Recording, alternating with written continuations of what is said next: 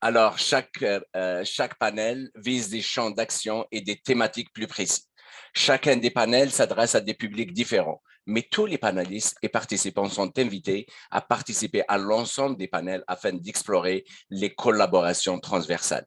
Les échanges de chaque panel et segments de discussion permettront de définir le contour d'une structure de collaboration, à savoir un observatoire ou un réseau ou autre forme, pour une recherche transformatrice autour des ODD. Donc, tout comme le dit, c'est autour des ODD de s'ancrer dans les établissements d'enseignement et de recherche. Je vous invite notamment d'assister demain jeudi au panel numéro 12 avec la présence de Madame Janice Bailey, la directrice scientifique du FQNT. Voilà, le tour de table a été fait. Je passe maintenant la parole à un des présidents de ce colloque, Olivier Riffon. À toi, Olivier. Bonjour à tous et à toutes. Ça me fait vraiment plaisir d'être ici avec vous. C'est effectivement un événement qui s'inscrit dans la continuité de plusieurs actions. Ça fait, pour ma part, plus d'une quinzaine d'années que je suis l'évolution de la prise en charge des enjeux de développement durable dans le milieu de la recherche, dans le milieu universitaire et collégial au Québec. Et je suis vraiment content de voir deux choses, en fait. La première, c'est de voir le mouvement s'élargir, je dirais, pour rejoindre de nouveaux acteurs, notamment les acteurs plus terrain, les acteurs plus politiques. Je pense le milieu municipal aussi, notamment, qui est engagé, lui aussi, depuis très, très longtemps dans la mise en œuvre du développement durable sur les territoires. Puis je pense, juste en jetant un coup d'œil à la liste des personnes qui sont présentes aujourd'hui, on peut voir finalement que l'événement qui est organisé aujourd'hui permet à ces gens-là de se rassembler, permet à toutes ces personnes-là d'échanger.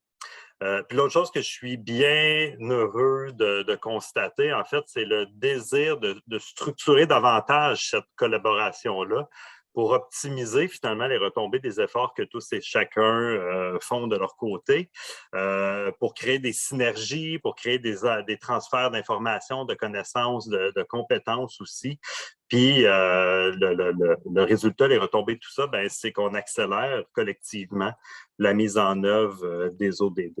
Donc, je voulais prendre le temps au nom de mon université, mais de toutes les personnes aussi dans le comité organisateur. Je voulais prendre le temps de remercier aussi tous les participants et participantes qui vont soit présenter, en fait, des contenus, mais aussi poser des questions, amener leur point de vue, collaborer puis échanger dans les deux ateliers de co-construction qui auront lieu cet après-midi et demain après-midi. Et je voulais aussi prendre la peine de remercier en fait toutes les personnes, les fourmis là, qui ont travaillé pour que l'événement d'aujourd'hui soit possible. Je sais que le passage de l'événement virtuel a un peu contrecarré les plans initiaux. On avait vraiment envie d'organiser ce colloque en présence, de vous rassembler en fait dans des salles et tout. Puis je sais qu'on va tenter de le faire pour les personnes présentes. Là. Il y en a peut-être qui vont réussir à dîner ensemble aujourd'hui, demain, prendre un petit verre de l'amitié quelque part dans tout ça. Mais bref, je vous remercie d'être présent aujourd'hui et demain, en fait, pour poursuivre les échanges sur la mise en œuvre des objectifs de développement durable dans la recherche sur le terrain, dans une approche partenariale. Bon, j'avoue, je ne sais pas, est-ce que je passe la parole à quelqu'un ou on brise déjà la glace avec les premières présentations? La glace brise. Y a-t-il quelqu'un d'autre qui veut faire un petit mot d'accueil et de bienvenue à toutes ces belles personnes qui sont rassemblées aujourd'hui? Ça va, parce que si c'est le cas, on va prendre quelques minutes d'avance sur notre programme, ce qui est une bonne chose. Ça va laisser plus de temps aux échanges. Donc, ben, c'est ça, moi j'ai la responsabilité d'animer, modérer, d'être le gardien du temps et de passer la parole en fait aux différents intervenants et intervenantes qui vont occuper en fait l'espace dans ce premier panel donc du matin, qui concerne l'intégration des ODD au niveau des communautés locales avec la présentation de cas Au Québec, dans des petites, moyennes et plus grandes municipalités ou collectivités, et certains cas aussi ailleurs au Canada et à l'international. Donc, il y a 4 personnes qui vont présenter ce matin. La manière dont on va fonctionner, chaque panéliste aura 10 minutes pour sa présentation. C'est complètement ingrat d'apporter autant d'expérience, d'idées, tout ça en 10 minutes, mais c'est parce qu'on veut laisser aussi la place aux échanges. Donc, chaque personne va avoir 10 minutes pour sa présentation. On va se garder un petit 5 minutes entre chaque présentation s'il y a des questions de clarification, de précision de la part des participants. Et à la toute fin, on va se garder un temps pour des questions plus générales, puis pour des échanges, en fait, plus transversaux sur l'ensemble des 4 présentations qu'on aura eues. Donc, ce panel-là, donc, au total, va durer environ 1h30. Ça nous laissera à peu près une quinzaine de minutes de pause avant de passer au panel suivant, qui sera, lui, animé par Liliana, si je me rappelle bien. Donc, voilà pour le plan de match. Je vous dis tout de suite, dans la période de questions qui suivra chacune des petites présentations, je vous invite juste à lever la main virtuelle là, sur Zoom. Donc, dans les réactions possibles, là, en bas, là, dans la barre du menu, il y a justement lever la main. Moi, ça va me permettre de voir, parce que c'est difficile de voir à la fois tout le monde, les présentations et tout ça, donc ça va me permettre de voir si vous souhaitez prendre la parole. Donc, faites juste lever cette petite main. Comme je disais, 5 minutes de questions après chacune des présentations. Fait que vraiment, à ce moment-là, des questions de compréhension, des éclaircissements sur ce que vous venez d'entendre. Si c'est plus des avis, des expériences, des partages que vous souhaitez faire, je vous invite à le garder, ces interventions pour le 30 minutes d'échange ouvert qui va suivre la série de présentations. Est-ce que tout le monde adhère à ces quelques règles de procédure? Phew. OK. Donc, si ça va pour tout le monde, on serait prêt à commencer. La première personne qui va nous parler ce matin, c'est Juste Rajanson de l'Université du Québec à Montréal, qui va nous présenter une analyse comparative des stratégies de développement durable dans les plus grandes et les plus petites municipalités du Québec. Donc, Juste, je vous invite à partager votre PowerPoint et votre écran. Comme ça, vous serez en plein contrôle du changement des diapos. Super, bonjour.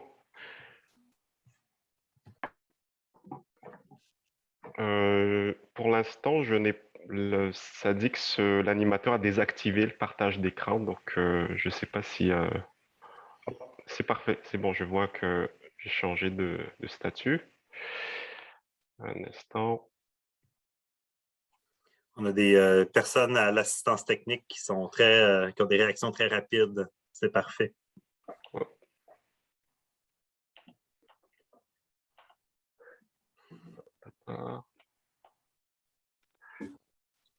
PowerPoint a disparu. OK, ici. OK.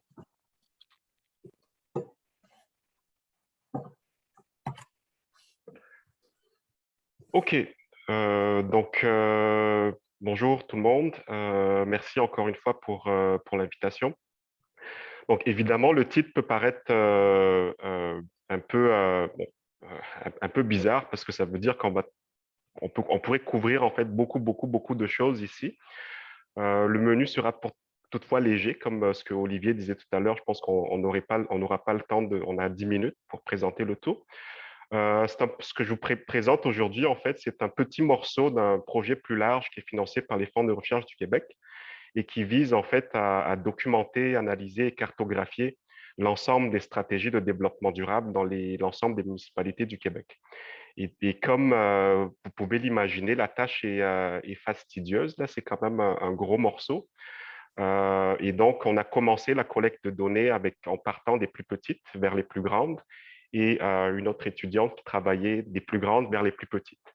Et ce qui nous a permis d'avoir au moins un petit début de données sur lesquelles on pourrait discuter aujourd'hui. Donc, c'est un peu le but de ma présentation de ce matin. Rapidement, comme au niveau des municipalités ou des démarches que les municipalités entreprennent, à l'international, on parle beaucoup de la transposition des 17 ODD à l'échelle locale.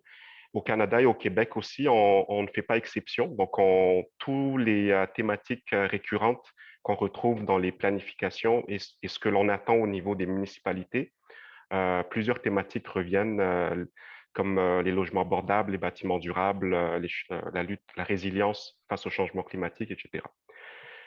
Là où ça se complique un petit peu, c'est que ces objectifs ont des implications très différentes en fait pour les municipalités de tailles différentes. Dans les théories, vous voyez dans le tableau à droite de l'écran quelques éléments de revue de littérature là, sur plusieurs caractéristiques.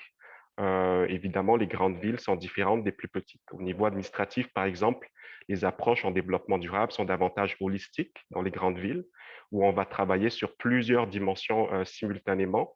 Dans les plus petites, l'approche est plutôt parcimonieuse. Donc, on va travailler plutôt sur des thématiques ou des enjeux très ciblés, très pointus. Les leviers financiers sont aussi très différents. Donc, dans les plus grandes, ils sont nombreux et très diversifiés. Dans les plus petites, les leviers financiers sont davantage limités, avec en tant en quantité qu'en qualité aussi. Là, finalement, en termes d'attente des citoyens, on s'attend beaucoup dans les grandes municipalités à ce que les villes soient proactives face à des enjeux émergents. Et dans les plus petites, on va surtout s'attendre à ce que face à des problématiques émergentes, les municipalités réagissent rapidement, donc une approche beaucoup plus réactive. Donc on peut y aller, évidemment, le temps nous manque là, mais on pourrait aller sur chacune de ces éléments-là dans la dynamique des parties prenantes, la dynamique de l'offre urbaine, la dynamique de la demande urbaine. Donc tous ces éléments qui caractérisent finalement ces deux grands types de municipalités. Et donc, en bout de ligne, le principal message que j'aimerais véhiculer, c'est que c'est correct que les stratégies soient différentes. Ce n'est pas un problème qu'on ne puisse pas toujours les standardiser. Par contre, là où ça devient très intéressant et que là où la recherche peut apporter en fait son lot d'analyse ou de compréhension, c'est d'aider justement à identifier ces éléments dans lesquels on peut trouver des ressemblances ou des éléments sur lesquels on converge et des approches ou des stratégies sur lesquelles il va falloir trouver des approches beaucoup plus ciblées, là. Donc, ça, c'est un petit peu la théorie. Je vais sauter la description un peu plus détaillée du projet. La méthodologie, on pourrait y revenir aussi. Mais grosso modo, comme je vous disais, on y va vraiment à la mitaine.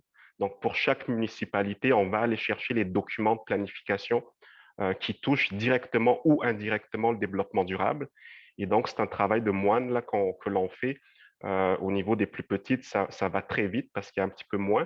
Mais au niveau des plus grandes municipalités, vous voyez ici en vert un petit peu plus foncé, là, il y a beaucoup de choses qui se font dans les grandes municipalités. Donc, je vous présente rapidement quelques constats préliminaires. Donc, sur plusieurs constats, il n'y a pas de surprise. Par contre, il y a quelques éléments quand même sur lesquels peut-être je vous apporte quelques éclaircissements.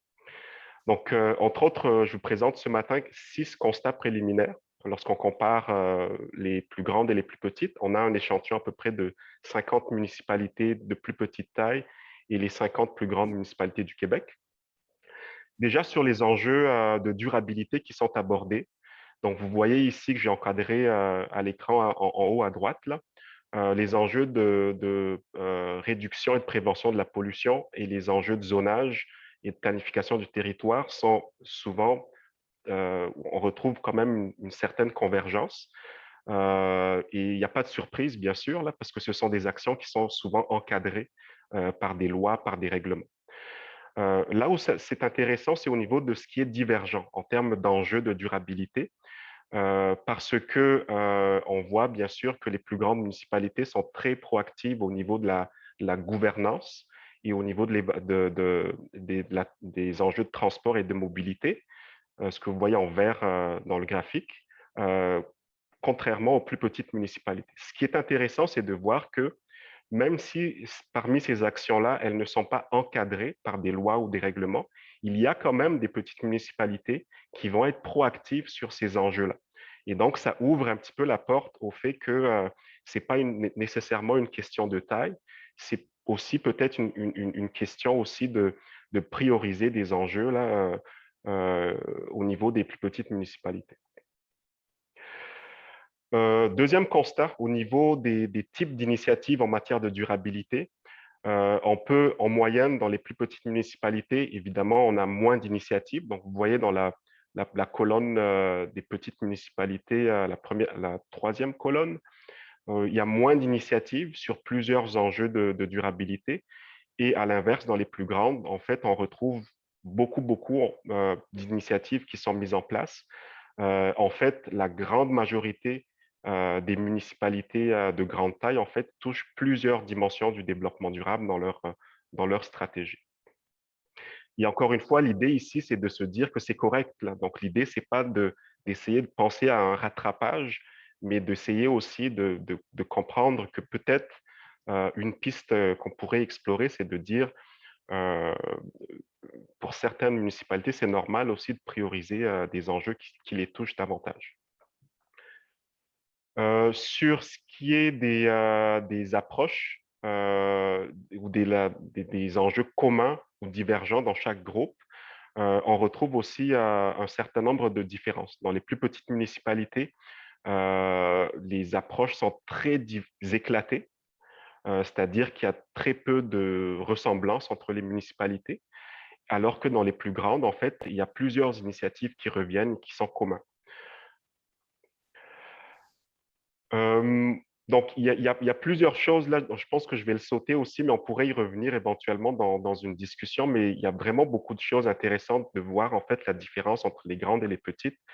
Il y a plus d'homogénéité dans les grandes municipalités et dans les plus petites, on a beaucoup plus d'hétérogénéité éventuellement dans les types d'approches ou d'enjeux qui sont priorisés. Là où je vais peut-être mettre un petit peu l'accent, en parler des ODD, les 17 ODD de l'ONU. On a essayé de voir en fait dans quelle mesure les ODD sont cités ou utilisés dans les municipalités. Vous voyez ici dans l'écran à gauche, en haut, 7 des 50 grandes municipalités parlent des ODD et 0 des 50 petites municipalités en parlent. Donc, on a encore du travail finalement dans les plus petites pour peut-être pousser en fait ce cadre qui pourrait justement les aider à mieux structurer les approches en développement durable. Donc, donc il y a beaucoup de choses, il y a vraiment beaucoup de choses que j'aurais aimé vous partager. Je crois que je vais conclure sur la diapo que vous voyez à l'écran, sur le type d'initiative ou sur le quoi, donc en termes de stratégie ou d'enjeux qu'il va falloir mettre en place. Un élément qui ressort, c'est que la réglementation est importante parce que lorsque c'est réglementé, évidemment, l'ensemble des municipalités vont participer. Par contre, il va falloir aussi cibler ces types de réglementations-là pour qu'elles soient justement pratiques et utilisables au niveau des municipalités. Sur la façon dont les municipalités vont travailler sur les enjeux de durabilité, il faut aussi se rendre compte que les petites municipalités ont déjà un certain nombre d'outils qui ne sont pas tagués développement durable, mais qui, par ailleurs, contribuent aux objectifs de développement durable. Et je crois que c'est sur quoi il va falloir les appuyer, plutôt que d'essayer justement de reproduire les cadres existants dans les grandes municipalités. Et finalement, sur le pourquoi, c'est quelque chose qu'on veut explorer, en fait, pour essayer de voir, en fait, justement des facteurs explicatifs là, de ce qu'on a observé au niveau de notre analyse. Donc, je m'arrête ici, mais encore une fois, il y a beaucoup de choses. On pourra en parler peut-être un petit peu plus tard. Merci beaucoup.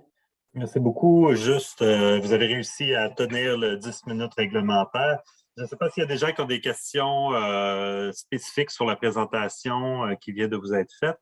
Levez la main le cas échéant. Sinon, pour avoir étudié moi-même dans le cadre de ma thèse de doctorat les initiatives de développement durable à l'échelle de petites municipalités, j'aurais une question. Oui. Je voulais savoir en fait si vous aviez intégré des distinctions au niveau du territoire ou du contexte territorial. Au-delà de la taille des municipalités, par exemple, est-ce que le fait d'être en région métropolitaine, près des régions métropolitaines, périphériques ou plus éloignées, peut entraîner des différences au niveau des petites municipalités? Oui, en fait, très bonne question. La réponse est oui. Donc, en fait, en ce moment, comme je vous disais, en termes de collecte de données, on est à peu près à un échantillon d'à peu près une centaine de petites et à peu près une 70 grandes municipalités, donc on y va vraiment tranquillement. On a commencé à faire des essais de corrélation. L'aspect appartenance à une région métropolitaine est effectivement un facteur. Puis je pense qu'il y a des théories justement qui démontrent l'aspect contagion régionale. Donc le fait qu'une municipalité soit proactive va contaminer en fait grosso modo les municipalités voisines. Donc l'effet de contagion est effectivement observé à ce niveau-là. Mais on aimerait effectivement éventuellement, lorsqu'on aura un peu plus de matière à croquer, là, on aimerait justement faire des essais pour déterminer les facteurs les plus significatifs. Là. Parfait, merci. Juste, il y a Stéphane Roche qui souhaite poser une question. Vous pouvez y aller, Stéphane. Oui, merci. Merci beaucoup pour la présentation. Je trouvais ça vraiment intéressant. Puis j'espère qu'on aura le temps de se rencontrer et d'en discuter.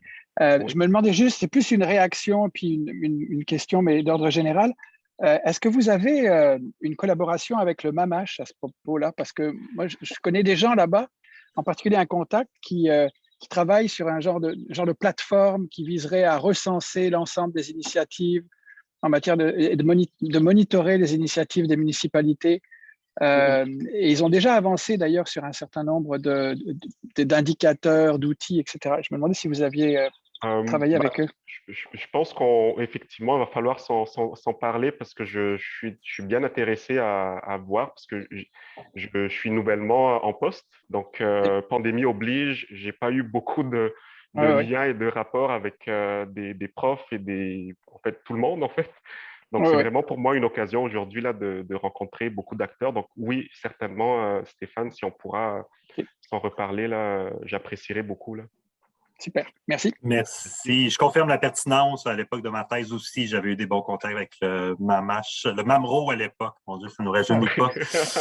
Donc, juste souligner merci pour les questions. Merci effectivement juste pour la présentation. C'est aussi une des raisons pour lesquelles c'est agréable de se rencontrer, d'échanger. C'est ces maillages-là, ces liens-là, ces collaborations éventuelles-là qui peuvent naître de l'événement d'aujourd'hui.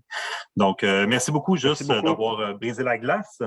Merci. La prochaine présentation sera de Ana Flavia Cardozo-Alves de la Ville de Québec. Et le titre, c'est de la priorisation des sites des ODD à la définition d'indicateurs. Donc, le cas de la Ville de Québec. Donc, Ana Flavia, je pense que vous pouvez partager l'écran et le micro est à vous pour 10 minutes. OK, merci. Bonjour à tous. Il y a des gens que je connais, donc je fais un coucou spécial, mais pour tout le monde aussi. Est-ce que vous voyez bien mon écran? On le voit, mais avec pas en mode diaporama encore. Oui, OK. Je vais les mettre en mode diaporama. Et là, je vais juste inverser. Vous êtes en train de partager. Il faut juste inverser. Je sais qu'il faut... Attendez. Dans paramètres d'affichage. C'est ça que je cherche. Je me dis, plus, peut-être ici. Paramètres, je m'excuse. Je crois qu'on le voit en haut au centre. Ah oui, vous voyez ça? Juste au-dessus, paramètres d'affichage. Probablement en dessous de la barre zoom. J'ai tout changé. Attendez. Je m'excuse. Ça a marché. Tantôt, j'ai essayé, mais j'avais juste Teams. Donc, c'était un peu différent. Est-ce que quelqu'un voit? Nous, on voit en haut paramètres d'affichage sur votre écran. Là. Il y a affiché la barre des tâches, paramètres d'affichage et fin du diaporama. OK. Juste au-dessus de la diapo. C'était pas bon. Je m'excuse. C'est de petit. Je ne vois pas parce que pour moi, c'est masqué comme. Est-ce que quelqu'un pourrait prendre. Ouais? Dans le pire des scénarios, on peut y aller comme ça aussi. À moins que vous ayez des notes secrètes. Oui, j'ai des notes, mais pas secrètes, c'est pas grave.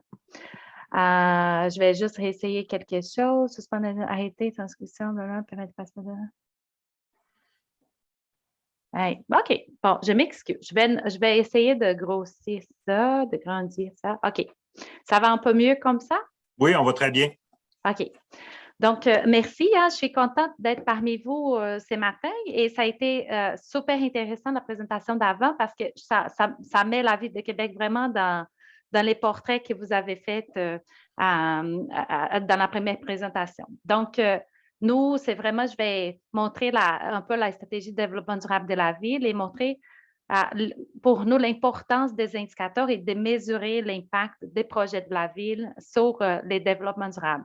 Et ma première diapo, je n'allais pas avoir de diapo, j'allais vous parler comme ça, mais j'ai dit, c'est plus facile quand on voit les choses des fois. Donc, bon, on commence, on fait partie de peut-être des 7 sur 50 municipalités qui ont utilisé, qui parlent des ODD de l'ONU.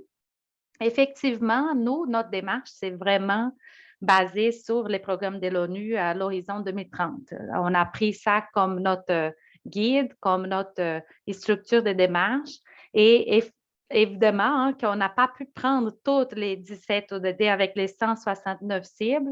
On a priorisé. Donc, à M. Rajanson, avant, il a parlé que certaines municipalités n'ont pas travaillé sur l'ensemble des sujets. Ça a été le cas de la ville, mais pour la raison de les 169 cibles, les programmes de l'ONU, on a compris que c'était plus ciblé vers les pays et on a fait un peu, et là je vais changer de diapo, une adaptation du programme au niveau de la municipalité. Donc, on a évalué toutes les 169 cibles, on a évalué les plans d'action, les documents stratégiques, les projets de la ville à l'aide de la chaire en éco-conseil de l'Université du Québec à Chicoutimi, à l'aide aussi des employés de la ville qui ont participé à cette démarche de priorisation et on est arrivé à 25 cibles prioritaires. Et ça a été vraiment une démarche très méthodologique et scientifique avec l'analyse systémique de durabilité. Hein. Et on a eu 3 critères. C'était vraiment de voir, OK, comment prioriser ces cibles-là? C'est où la ville n'est pas encore assez performante, mais que la cible est importante hein, pour la municipalité. Et aussi de voir si c'est dans la compétence municipale. Donc, c'était ça les 3 critères qui ont été utilisés. Et en regardant toutes les actions qui sont déjà en cours à la ville, on s'est évolué là-dedans, évalué. Donc là, on avait dit des 169 cibles, juste pour vous donner une idée, hein, on a jugé avec la chaire en éco-conseil que 107 étaient dans les contextes municipaux et dans les 107, on a vu l'importance et les compétences de la ville. On arrive à 25 cibles prioritaires des 17 ODD. Et là, on est parti vraiment dans une démarche de planification stratégique. On a regroupé les cibles de l'ONU en défis collectifs pour inviter un peu la population à faire partie de cette démarche. Donc, on a la cohésion sociale, la santé globale, la décarbonisation, la résilience et la transition. C'est vraiment les 5 défis qui regroupent, qui facilitent, qui simplifient un peu les 17 ODD. Et on part, je vais vous dire, hein, tous les temps, on était accompagné des organismes partenaires, donc qui représentaient des citoyens. Et on a aussi parti une consultation publique hein, pour demander aux citoyens comment ils se trouvaient là-dedans et est-ce que ça représentait, est-ce qu'ils comprenaient la chose et est-ce qu'ils avaient des idées, des actions à mettre en place. Mais pour nous, OK, on va le faire, on va continuer nos actions pertinentes pour le développement durable, mais c'est important de mesurer cela hein, pour voir est-ce qu'on agit de la bonne façon et sur quoi on va agir. Donc, avant d'arriver aux indicateurs, je vais vous expliquer que pour chaque défi collectif, on a élaboré 4 orientations stratégiques. Donc, vraiment, les orientations stratégiques dans chaque défi collectif vont nous montrer un peu les chemins qu'on va les prendre. Et évidemment, à l'aide des organismes, à l'aide des citoyens, c'était vraiment on peut venir cadrer les rôles de la municipalité là-dedans. Parce qu'on a bien santé globale, peut-être que quelques-uns parmi vous ici ont entendu la présentation de M. Marchand lundi, hein, quand on parlait de santé et les rôles de la municipalité sur la santé. On veut se donner un rôle aussi, on veut montrer que la municipalité peut avoir un impact sur la santé de ses citoyens. Donc, là, pour nous, les orientations qu'on a prises dans les défis collectifs et principalement de la santé globale, c'est vraiment qu'est-ce que la ville peut faire pour contribuer à la santé de ses citoyens. Donc, c'est vrai pour toutes les autres. Cohésion sociale, c'est que tout le monde se sente bien dans la municipalité. Santé globale, on parle de santé mentale aussi, santé physique, de l'individu aussi, de la collectivité. La décarbonisation étant la réduction des émissions de gaz à effet de serre. La résilience étant notre capacité à faire face aux aléas. Et la transition, c'est les changements des comportements vers les comportements qui sont plus en lien avec les développements durables. Donc, voilà pour les défis collectifs. J'ai essayé de faire ça vite. On court un peu contre l'État et j'ai déjà manqué quelques minutes au départ. Mais voilà. Donc, l'important pour nous, c'était dans notre planification stratégique. Et quand je parle, Anna, c'est quoi ça, la planification stratégique? Donc, c'est juste pour vous dire que toutes les décisions de la ville, tous les choix des projets de la ville va passer par l'évaluation et par la conscience, la sensibilisation du développement durable. Et pour voir si on s'en va dans la bonne voie, on a mis en place, et on est en train de mettre en place un peu les indicateurs et notre écosystème d'indicateurs. C'est quoi ça? C'est vraiment pour être capable de mesurer les impacts de chaque projet de la ville sur nos défis collectifs. Donc, et vous comprenez que derrière ça, ce sont les ODD de l'ONU, mais c'était vraiment, on a été, par exemple, et la façon dont c'était organisé, on a réussi à faire ça sur 4 niveaux différents d'indicateurs. Donc, par exemple, quand je prends décarbonisation avec les émissions de gaz à effet de serre, dans un deuxième niveau, j'aurais, par exemple, les investissements dans les programmes de réduction des émissions. Après, le troisième niveau, j'ai l'électrification de véhicules. Donc, la ville en tant qu'entreprise, en tant qu'organisme de la municipalité, c'est OK, nous, on a à électrifier notre flotte parce qu'on peut être des contributeurs là-dedans. Donc, après, c'est la consommation de carburant à la ville par année. Et là, on a un projet qui a été publié avec la stratégie, c'est l'énergie renouvelable et sobriété énergétique des bâtiments, qui est dans notre plan de transition et action climatique. Donc, avec les 2 plans d'action qui ont été publiés avec les stratégies, on a 36 projets. Pour les 36 projets, on a déjà identifié des indicateurs et les systèmes d'indicateurs qui vont nous permettre d'arriver, OK, est-ce qu'on agit sur les éléments qu'on a ciblés, sur les 25 cibles prioritaires? Et là, on est capable de voir si on est arrivé à nos cibles ou pas. Là, j'ai mis juste une petite, c'est pas nécessaire de lire, même si vous avez des gros écrans, je pense que c'est tellement petit qu'on n'est pas capable, mais c'était juste pour vous illustrer un peu la complexité. Là, vous voyez juste les 2 premiers niveaux. Donc, c'est vraiment dans chacun des défis collectifs, on part d'un indicateur qui est plus global et on vient chercher tous les éléments que nous, en termes de municipalité, nous sommes capables d'avoir un impact sur l'indicateur global. Donc, l'idée de la ville, je vais conclure comme ça. L'idée de la ville, c'est d'arriver en 2023. Et là, ce n'est pas un engagement que je vais prendre, je vais juste vous informer, mais on espère qu'on sera capable, en 2023, rendre ces informations publiques. Donc, on fait la structure en 2022. Et je vais vous dire, je vais donner un peu les mérites aussi à l'Institut EDS, à l'Université Laval, à l'UQAC, qui nous aident là-dedans parce qu'on est conscient que la ville n'a pas toute la connaissance et toutes les informations dont on a besoin pour mesurer ces impacts-là. Donc, par exemple, on n'est pas expert en santé, donc on a besoin vraiment de l'aide de partenaires pour venir nous aider si on fait un projet d'aménagement, si on ajoute un parc, comment ça peut contribuer à la santé des citoyens et comment on vient mesurer cela. Donc, je voulais juste souligner aussi l'importance de ces partenariats-là pour nous. Donc, ça met fin. J'avais mis aussi ici que j'avais 10 minutes. Je pense que je suis rentrée aussi dans les 10 minutes. J'ai essayé de faire ça de survoler pour vous donner une idée. Je vous lève mon chapeau. Merci beaucoup, Olivier. Anna-Flavia. Je ne sais pas si quelqu'un a une petite question, sinon moi j'en ai toujours une dans la manche. Moi, je veux savoir, Anna-Flavia, qu'en est-il de la mobilisation de différents acteurs dans cette démarche-là? Est-ce que vous l'avez fait vraiment juste avec la Ville ou vous êtes allé chercher des partenaires de la société civile, terrain, de différentes organisations? Merci, Olivier. Oui, on est allé chercher pour l'élaboration de la stratégie tout le temps. Les organismes étaient là avec nous. Je vais pouvoir vous partager un peu les liens pour la stratégie. On a, dans l'époque, quand on a fait l'élaboration, au moins 25 organismes partenaires. Après aussi, il y a toute la consultation citoyenne. Ça, c'était vraiment pour les documents de la stratégie.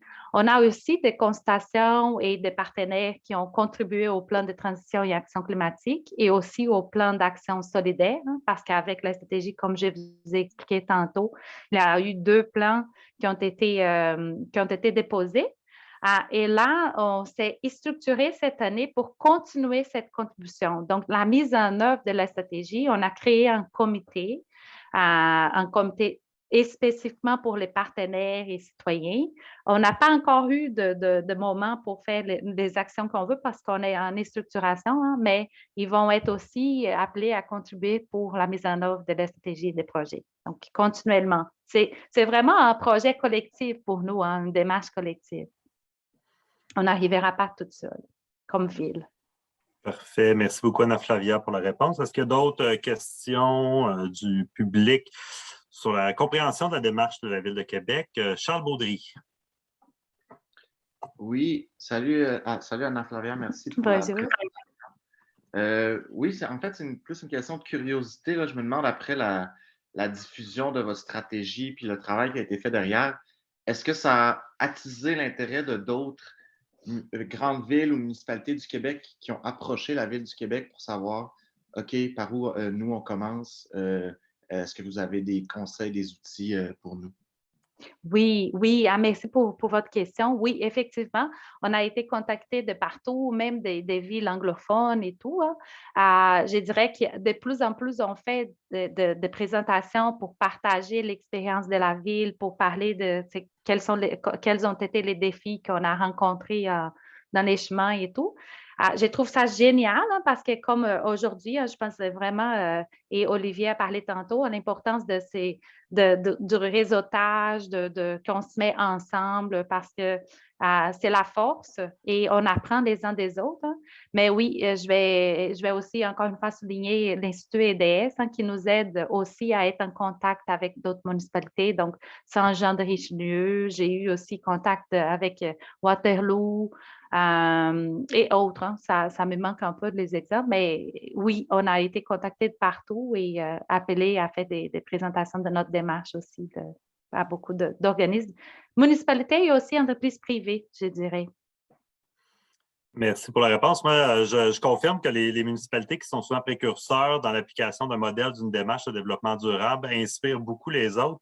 Je fais un petit clin d'œil à quelqu'un de la ville de Baie-Saint-Paul qui est ici, qui était parmi les premières municipalités au Québec à adopter un agenda 21 de manière collaborative. Et je sais que dans les années qui ont suivi, les personnes à Baie-Saint-Paul ont sillonné le Québec sur invitation là, pour aller parler de leur démarche. Donc, ça pourrait être un angle intéressant, là, le partage d'expérience qu'on pourrait aborder dans le 30 minutes d'échange qu'on aura à la fin.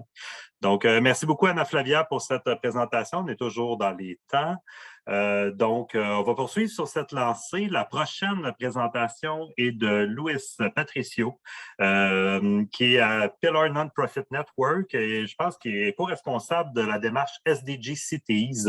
Donc, il pourra vous en dire plus dans sa présentation qui s'intitule « Les rapports locaux volontaires, une expérience de mobilisation du secteur social et entrepreneurial à London, en Ontario ». Donc, Louis, c'est à vous. Le micro est à vous. Merci. C'est un plaisir d'être ici pour partager notre recherche avec vous. Oui, je vais essayer de partager mon écran. Une minute.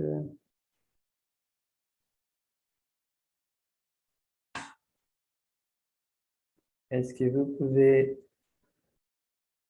Ouais, parfait.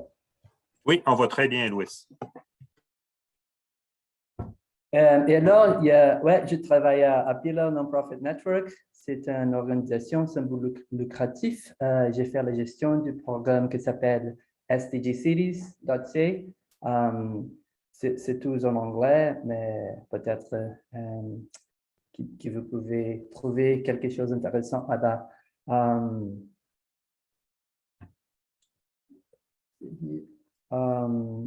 Et cette recherche-là, comme j'ai dit, je travaille à Pillar Non-Profit Network. Mais cette recherche-là, je travaillais à London Poverty Research Center. Donc, c'était quelques-uns auparavant. Et ça, c'est la couverture du rapport avec les résultats de notre recherche. Après analyser 13 documents locaux et contacter près de 100 dirigeants communautaires, interviewer 69 individus, on a analysé tous les indicateurs ODD et donc on n'a pas évalué les cibles, on a évalué les indicateurs pour décider s'ils pouvaient être utilisés à l'échelle locale. On a aussi identifié les enjeux locaux qui ne font pas partie des ODD globaux.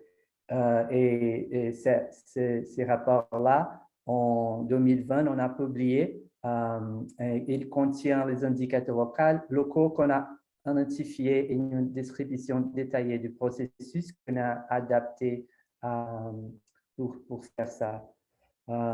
Et donc, je vais présenter aujourd'hui comment on a développé notre rapport pour localiser les ODD à London, Ontario. Le projet a été démarré dans la dernière année d'une initiative qui s'appelait London Partus, London for All. Et le but principal de cette initiative-là était de mettre fin à la pauvreté à London dans une génération.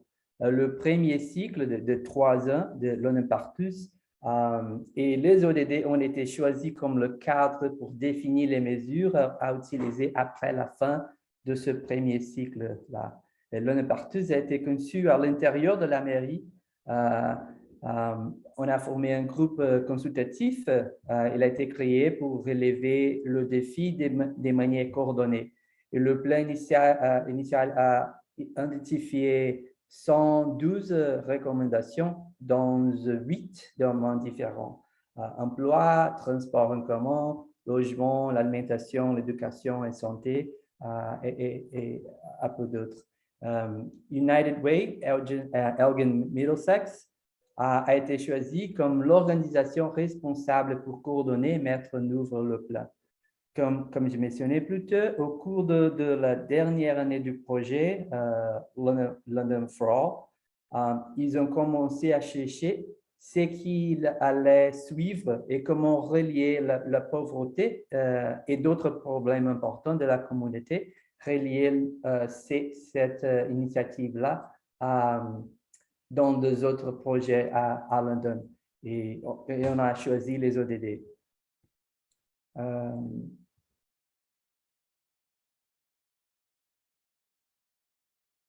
Pour faire ça, c'était le pont entre la prochaine étape du projet. Il faut remarquer que juste un an auparavant, notre projet, London a créé un plan de développement économique sans aucun lien avec cette initiative-là, London Partus. C'était un réseau différent et avec des objectifs différents.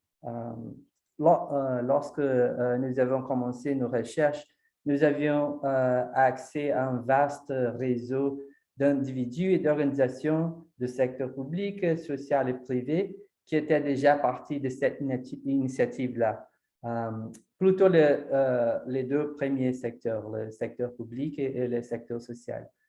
Et les 3 documents de base qu'on a utilisés pour notre recherche, c'était le rapport de London Partus, le dernier signe vitaux, London Community Foundation Vital Signs, et aussi le plan stratégique de la ville de London. Pendant que nous identifions notre réseau et les personnes à contacter, Nous avons également fait des recherches sur les ODD et les meilleures pratiques de localisation dans d'autres villes au Canada et ailleurs dans le monde. Et ça, c'était en 2019, donc 3 ans. Il y a quelque chose qu'on a appris dans, dans notre projet-là de recherche. C'est l'importance, la première que je pourrais marquer, c'est l'importance de l'échelle locale. Bien sûr que les accords internationaux sont cruciaux pour parvenir à la durabilité et aussi un leadership fort au niveau fédéral avec des politiques nationales bien établies. Et pourtant, il y a de nombreuses stratégies pour atteindre les ODD qui doivent être décidées et mises en œuvre au niveau local. Et ici, vous pouvez regarder quelques-uns. Et ça, on peut inclure des transports en commun, le logement social, des infrastructures routières, des aménagements de territoire, des services sociaux, gestion de l'eau, le traitement des déchets, de sécurité, de l'utilisation d'espaces publics. Et même si nous partageons ces défis mondiaux, les façons dont nous les abordons est propre à chaque communauté parce que les conditions sont uniques et les actifs, les ressources sont uniques et les relations sont uniques aussi. Et donc, la durabilité est un effort local. Et ayant cela à l'esprit, l'un des grands principes guidant notre travail était l'approche à double sens. Comme on dit en anglais, two-way approach. Du global au local, nous avons analysé les 232 indicateurs à l'aide d'un arbre de décision. Vous pouvez voir ici l'outil qu'on a utilisé pour évaluer tous les indicateurs, pour évaluer leur pertinence et leur applicabilité dans le contexte londonien. Et d'autre part, nous avons identifié aussi des objectifs dans plusieurs rapports communautaires.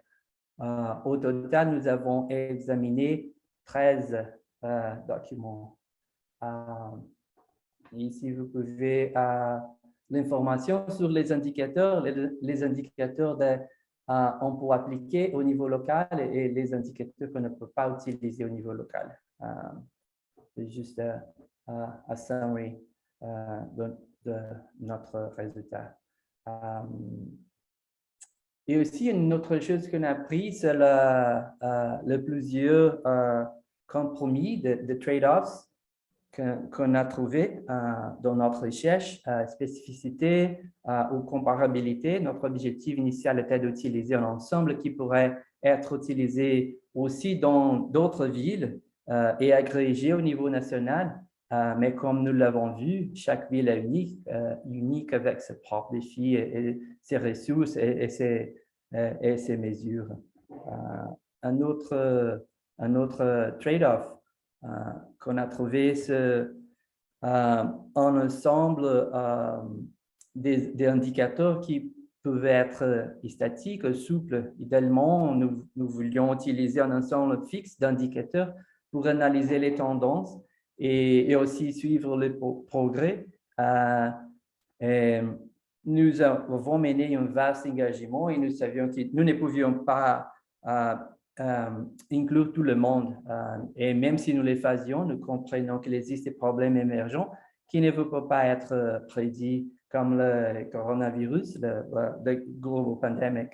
Et à la fin aussi de complétude ou simplicité en réalisant que la collecte des données et l'analyse des données peut être vraiment coûteuse.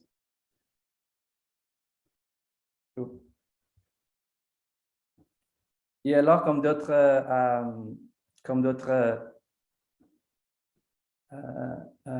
leçons qu'on a apprises, c'est la propriété partagée. On a découvert que pas seulement l'engagement, c'est pas seulement une question d'apprentissage, mais aussi une question de propriété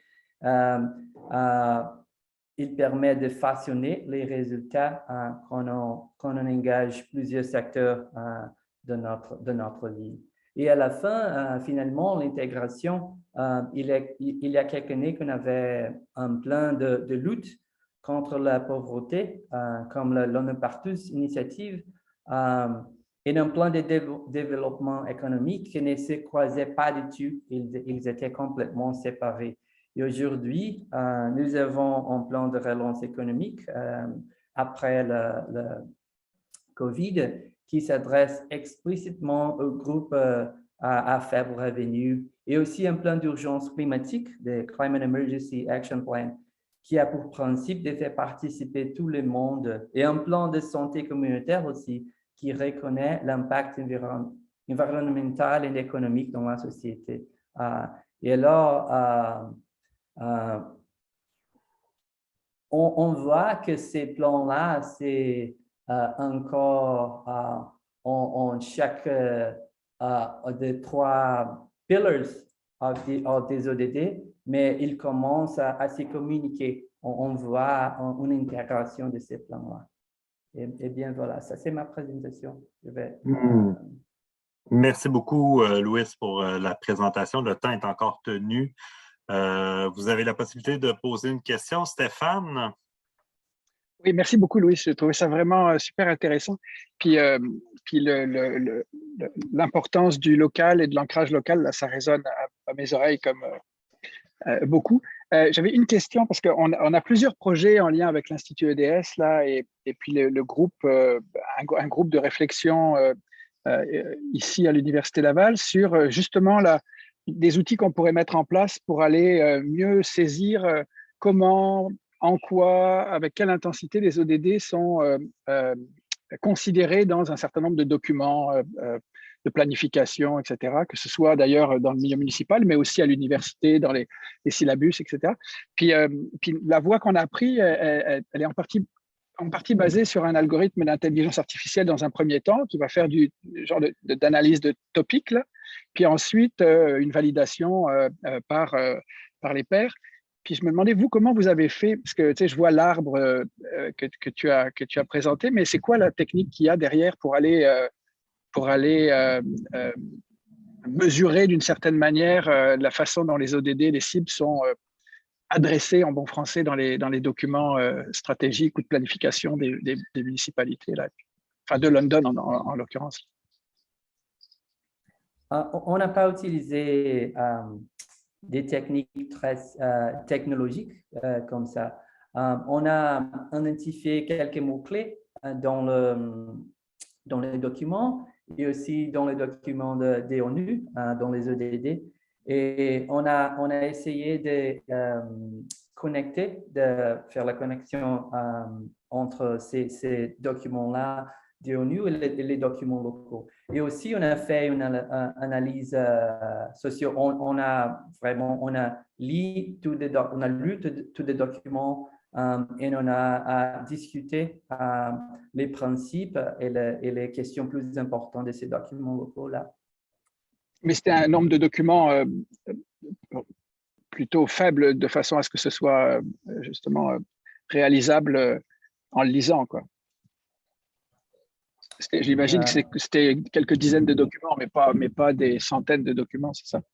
Non, on a analysé 13. OK.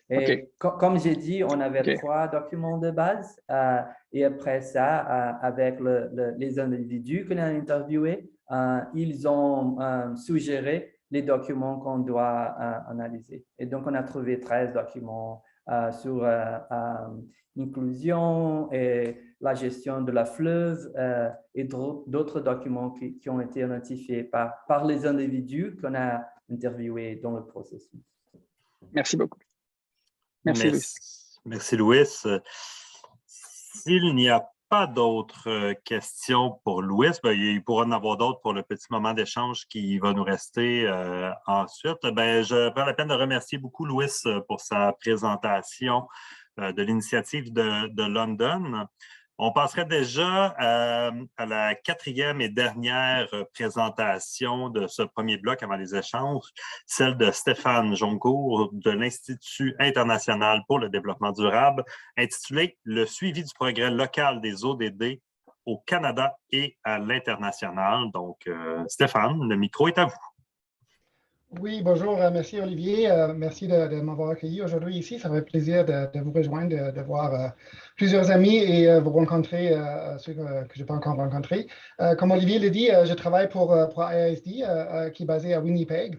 Puis notre travail est axé beaucoup sur le support des communautés pour faire des suivis des ODD au niveau local au Canada et à l'extérieur. Je vais juste prendre un petit moment pour partager mon écran, puis après ça, je vais vous inviter à faire une petite expérience avec moi. Est-ce que vous voyez mon écran? Parfait. Oui, on le voit bien, Stéphane. Alors, je sais que bon, 10 heures le matin, c'est peut-être un bon temps de commencer à penser au dîner. Alors, j'aimerais vous inviter de me joindre à la cuisine, justement pour voir que mes diapos n'avancent pas. Pourquoi? Voilà. Oh, yeah. Oui, alors venez avec moi dans la cuisine. On va faire une petite expérience ensemble. On va préparer un bon suivi de progrès local ensemble. Alors, je vais vous présenter un peu la recette de base que nous on a appris dans notre travail avec des communautés un peu à travers le monde. Puis après ça, je vais vous montrer un peu nos variations favorites qu'on a vues avec nos partenaires au Canada et ailleurs. Alors, sortez vos ustensiles, on va commencer. La première chose à savoir, un suivi de progrès local, ce n'est pas quelque chose qui se fait vite au micro-ondes. Je pense que c'est assez évident. Alors, il va falloir qu'on sorte la mijoteuse ou le pot creusé. Ça va prendre un peu de temps pour vraiment bien le préparer. Juste pour dire que c'est vraiment un processus, pas nécessairement à long terme, mais c'est quand même quelque chose qui prend comme 1 an ou plus à préparer pour que ça marche bien. Alors voilà, c'est quoi la recette de base? Les ingrédients principaux, on commence avec vraiment les priorités locales ou la localisation des ODD. Puis là, on a vraiment eu des très bels exemples de Louis, Anna Flavia et aussi la présentation de Juste. Ça montre qu'il y a plusieurs façons de le faire. Puis les villes sont, une fois qu'ils commencent, normalement, sont vraiment bien engagées à utiliser les ODD comme un genre de cadre pour retrouver c'est quoi le rapport entre les priorités locales et les cibles globales que le monde a dit que c'est vraiment pertinent pour tout le monde comme ça. Une chose qui est intéressante à dire là aussi, c'est, puis je pense que la présentation de Juste a vraiment bien montré ça, presque toutes les villes ont déjà fait quelque chose qui est pertinent pour les ODD. Alors, il y a des plans pour le changement climat, des plans pour le développement durable et tout ça. Alors, ça vaut la peine de faire le tour dans le frigidaire puis voir qu'est-ce qu'il a déjà qu'on peut utiliser pour notre bon suivi suivi local. Deuxième ingrédient, c'est les partenariats. Alors, c'est vraiment important. Ce n'est pas quelque chose qui se fait tout seul ou qu'un organisme peut faire tout seul. C'est vraiment la question de travailler, d'avoir une collaboration avec tous les organismes principaux de la communauté. Alors, tout ce qui représente, disons, le secteur de santé, le secteur d'éducation, les universités, s'il y en a, les organismes philanthropiques, la société civile. Le plus qu'il y a déjà de la collaboration, le mieux c'est. Alors, c'est un peu comme le bouillon pour une bonne soupe. C'est quelque chose qui est meilleur fait à la maison, puis idéalement, c'est fait d'avance. Et je pense que ça va très bien avec le troisième ingrédient, c'est vraiment la participation. Alors, si le partenariat, c'est un peu la collaboration au niveau collectif avec des groupes collectifs, la participation, c'est vraiment l'ingrédient personnel au niveau des individus. Alors, vraiment d'avoir plusieurs façons d'intégrer les gens dans le processus de déterminer les priorités, mais aussi de choisir la façon comment on fait le suivi local. Quatrième ingrédient, c'est les données. C'est sûr que ça, c'est vraiment important pour avoir une bonne base pour faire le suivi. Il y a comme deux façons principales d'avoir des données. Un, c'est utiliser les données officielles qui sont faites par des organismes nationaux ou provinciaux qu'on peut désagréger au niveau local. Alors, ça prend un peu de travail, un peu d'expertise. Et bien sûr, la deuxième source, c'est vraiment la collecte des données au niveau local. Puis ici, c'est vraiment important d'avoir des partenariats avec des organismes qui ont de l'expertise. Alors, s'il y a des centres à l'université ou des laboratoires locaux qui travaillent avec les données, c'est idéal d'avoir ça. Cinquième ingrédient, c'est les témoignages. Alors, ça, c'est comme le contrepoint des données. Les données, c'est la généralisation. Les témoignages, c'est l'expérience individuelle. Et ça donne vraiment le saveur local de ça. Qu'est-ce que ça veut dire? Alors, les données peuvent montrer, oui, il y a du progrès au niveau de la réduction de la pauvreté, mais les témoignages peuvent expliquer pourquoi ou c'était quoi vraiment les approches qui ont mené à ce succès-là. Puis ça facilite aussi le partage avec d'autres villes. S'il y a des choses qui ont bien marché, c'est sûr que c'est des choses qui valent la peine à partager. Et dernièrement, c'est bien sûr que ça prend tout du financement. Ça ne va pas sans financement.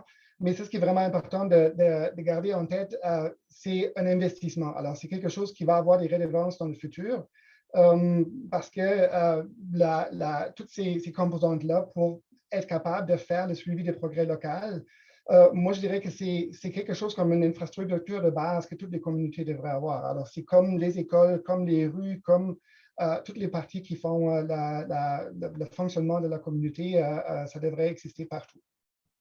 Et dernièrement, naturellement, ça prend un bon chef. Ça prend quelqu'un qui est capable de tout mettre ça ensemble et tout bien accorder pour voir que le résultat est quelque chose qui est vraiment excellent. C'est ce qui est important, le chef, ça peut être la municipalité, ça peut être le gouvernement local, ça peut être des organismes de société civile. C'est ce qui est important, c'est que le chef a une bonne réputation. C'est quelqu'un qui peut travailler avec tout le monde, qui a une réputation d'être honnête, d'être équitable avec tous les participants. Alors voilà la recette de base. Maintenant qu'on a fait notre repas, alors c'est la question, qu'est-ce qu'on fait avec? Comment est-ce qu'on le sert?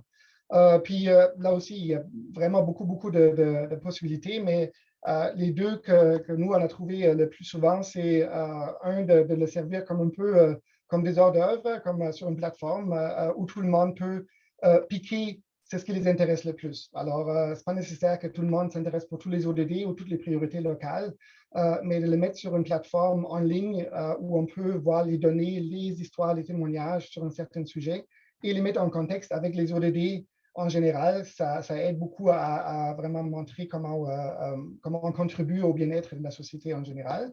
Et puis ça, c'est vraiment où nous, chez ASD, on travaille avec notre plateforme de suivi de progrès. C'est quelque chose qu'on offre comme support. Une autre option, c'est sur ça, de le servir comme un plat principal. Alors ça, c'est vraiment les grands rapports et les examens ou les rapports locaux volontaires. Comme on a vu dans la présentation de Louis, c'est un outil qui commence à être vraiment populaire avec les villes. Mais ce n'est pas nécessaire que ça soit ce format-là. Ça peut être aussi d'autres rapports. Mais l'idée ici, ça serait vraiment d'avoir comme genre l'état de compte au complet de où est-ce qu'on est. Mais c'est ce qui est vraiment important à n'importe quelle façon qu'on sert, ça doit toujours être accompagné avec une bonne stratégie de communication. Alors, parce que c'est quand même quelque chose qui demande beaucoup à l'audience qui doit digérer toute cette information-là. Alors, il faut bien penser c'est à qui on parle, qu'est-ce qu'on veut qu'ils fassent avec cette information-là. Alors, voilà les ingrédients de base. 6 ingrédients, un bon chef et 3 considérations pour la communication. On va utiliser ça maintenant pour faire vite un tour du monde, genre des meilleures ou des quelques bonnes inspirations que nous on a eues dans notre travail.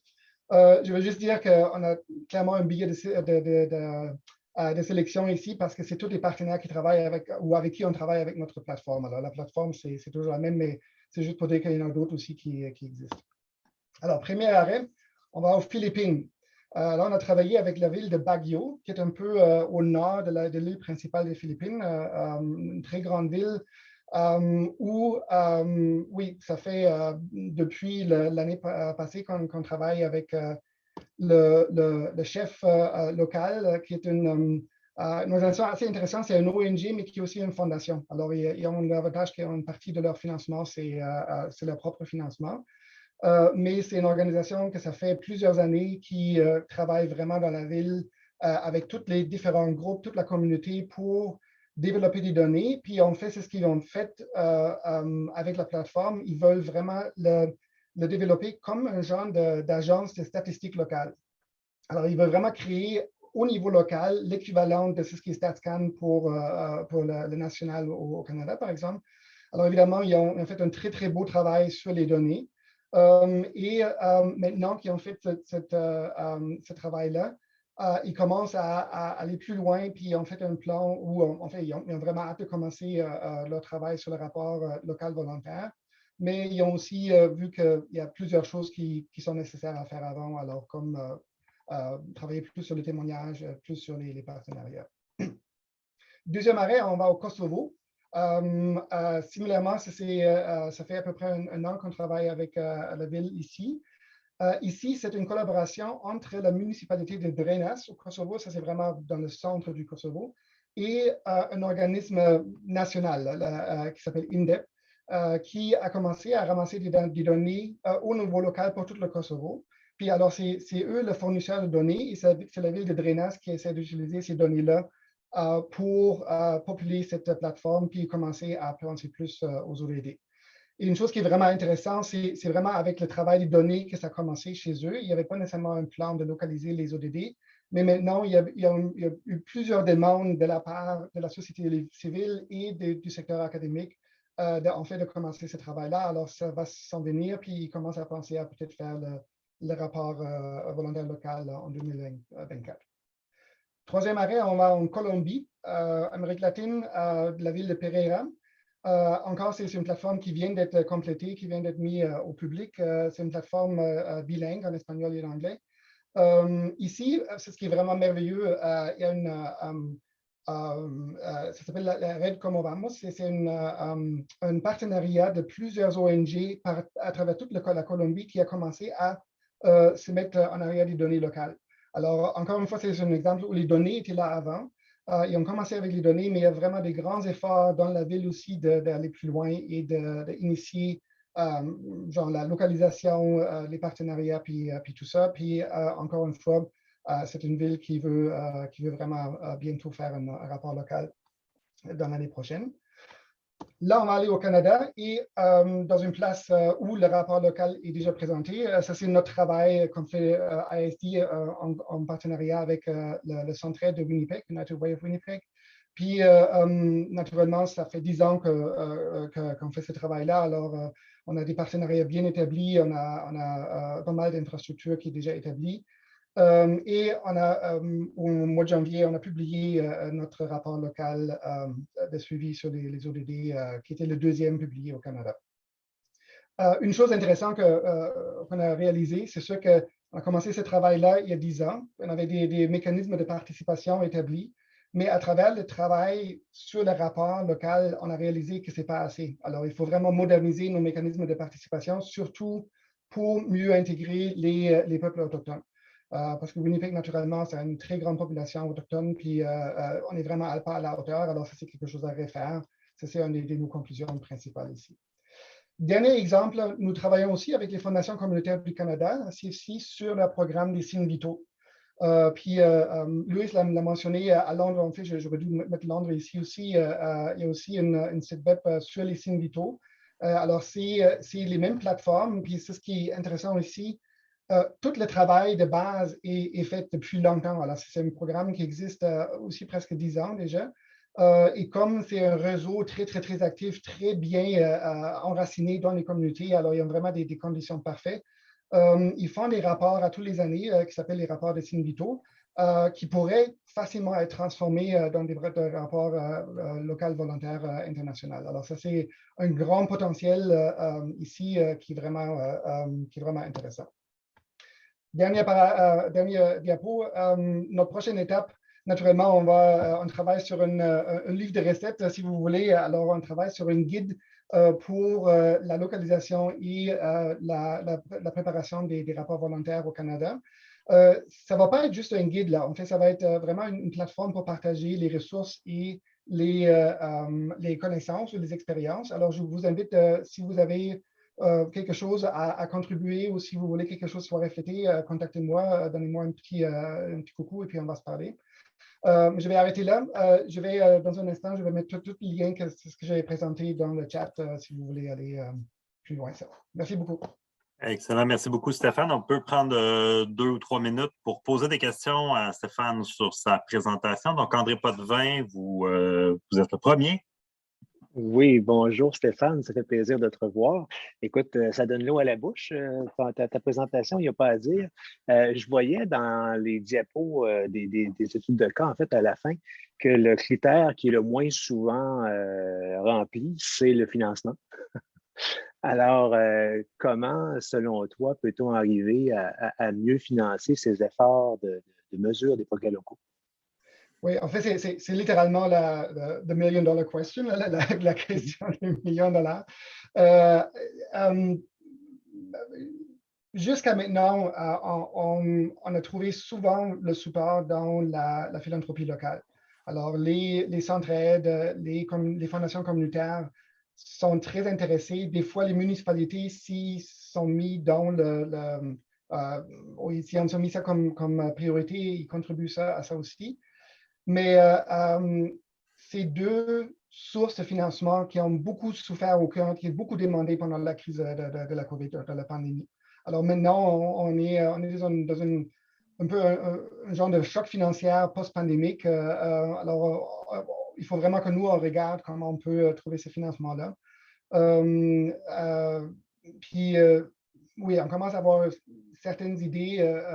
J'ai nommé l'idée que ça devrait être de l'infrastructure. Alors, peut-être il y a des programmes d'investissement au niveau provincial, au niveau fédéral, qui seraient peut-être prêts à financer ça comme innovation digitale ou quelque chose comme ça.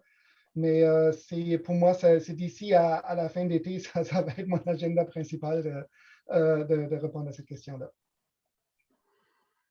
Merci beaucoup, André. Stéphane, vous terminiez avec un appel à la communication d'initiative. Je pense qu'à la fois juste Anna Flavia et Louis devraient tisser des liens avec votre institut. Puis je vois déjà dans le chat que Mohamed et Karen aussi veulent prendre contact. Donc, l'appel a été entendu. Il y a une question de Ansa Tania. Merci pour cette belle présentation. J'aimerais demander la façon dont la participation a été déployée dans les exemples que vous nous avez donnés là, et c'est à quel niveau, qui participe exactement, ça se fait comment? Je pense qu'il n'y a pas une approche qui marche partout. C'est vraiment une question de bien enraciner le processus dans la communauté. Alors, oui, ça prend des consultations, ça prend aussi des opportunités de la participation directe, alors de participer dans certaines décisions. Ça prend je pense en général, ça prend une culture de transparence où les citoyens ont le sentiment de faire partie de décisions et pas une séparation entre la municipalité ou les citoyens en général. Mais ça, c'est une des choses où on veut faire un peu plus de recherche. Là, je sais qu'il y a l'Institut Tamarack, par exemple, ils font beaucoup de travail là-dessus, sur les moyens de participation. Alors, c'est une des choses qu'on veut mieux communiquer avec le projet sur lequel on travaille à ce moment. Merci beaucoup. Merci beaucoup, Stéphane, pour la présentation, pour la réponse aux questions. Il nous reste environ 25 minutes avant la pause. On tombe maintenant dans une discussion plus ouverte, en fait, autour des 4 présentations qui viennent d'être faites. Je prends quand même le temps de remercier à nouveau les 4 personnes qui nous ont partagé dans un respect très, très serré du 10 minutes qu'on leur avait donné, les initiatives qui nous inspirent. Je vais briser la glace avec une première question très ouverte auquel j'invite tout le monde à répondre, en fait, pas seulement les 4 personnes qui viennent de présenter. On est 37 et vous avez tous et toutes, en fait, des expériences, des avis, des réflexions qui méritent d'être partagées. Donc, encore une fois, juste question de procédure, vous levez la petite main virtuelle là, si vous voulez prendre la parole, poser des questions, intervenir. Moi, je vais y aller de façon chronologique. En fait, je vais suivre à l'écran l'ordre des petites mains levées. Donc, c'est comme ça qu'on va fonctionner pour les 25 prochaines minutes. Donc, moi, la première question que j'aurais envie de poser, on sait que les collectivités locales n'ont pas attendu les ODD, en fait, pour mettre en place des démarches. Je ne parle pas de toutes les municipalités, évidemment, là, mais ça fait plus de 20 ans que des municipalités au Québec, au Canada, ailleurs, mettent en place, en fait, des démarches de développement durable. Arrive le cadre des ODD. Certaines municipalités ont choisi de l'adopter, d'autres non. Moi, je pose la question, ODD, freins et opportunités pour les municipalités. Donc, quelles sont les opportunités que ça ouvre pour les municipalités de s'engager dans ce cadre spécifique de développement durable que sont les ODD? Et peut-être aussi quels freins vous observez, quelles limites, en fait, ce cadre-là peut avoir, encore une fois, pour les collectivités. Donc, ODD, freins et opportunités. Je lancerai là-dessus la discussion en invitant peut-être les panélistes à répondre en premier lieu. Et vous avez le droit d'aller ailleurs, évidemment.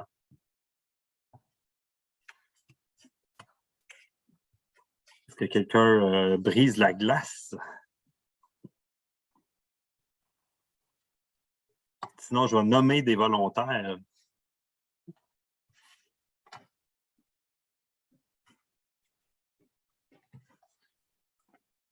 Je peux faire juste un court observation et je pense que c'est une des choses que je présentais, c'est la possibilité de vraiment observer et regarder l'intégration des différentes crises qu'on a maintenant. Par exemple, ici à London, comme j'ai dit, on avait un plan économique et il y avait un plan social qui était complètement séparé. Et je pense que quand on a commencé ces projets-là de localiser les ODD, on a parlé avec la mairie et la ville et les organisations sociales et les organisations, les secteurs des entreprises. On a commencé à comprendre comme ces choses-là, ils intersectent. Et je pense que la pandémie, je ne veux pas dire que c'était une bonne chose, mais la pandémie au moins a démontré que ces choses-là ont vraiment intégré. La pandémie qui a commencé comme une crise de la santé est devenue une crise économique, une crise sociale en plusieurs dimensions. Donc, la capacité du cadre de référence des ODD à être intégrateur de différents enjeux, finalement. Effectivement, je pense que dans le programme des Nations unies à l'horizon 2030, on insiste sur les interrelations, les nexus, sur les synergies entre les ODD. Merci pour la réponse, Louis. Stéphane, et suivi de Juste ensuite. Oui, ben, moi, pour autant que j'ai tout bien compris, du point de vue des opportunités, je pense que clairement, le fait de pouvoir partager un référentiel, c'est quel que soit le domaine dans lequel on a à intervenir, est vraisemblablement pour les villes et les municipalités quelque chose qui est certainement intéressant, engageant, mais c'est en même temps, je dirais que c'est à la fois le côté aidant, puis c'est en même temps le frein. Puis je m'explique, c'est-à-dire que l'enjeu de ce référentiel, c'est qu'il a, puis on le sait tous, il a été pensé pour une gamme d'échelles géographiques plutôt macro.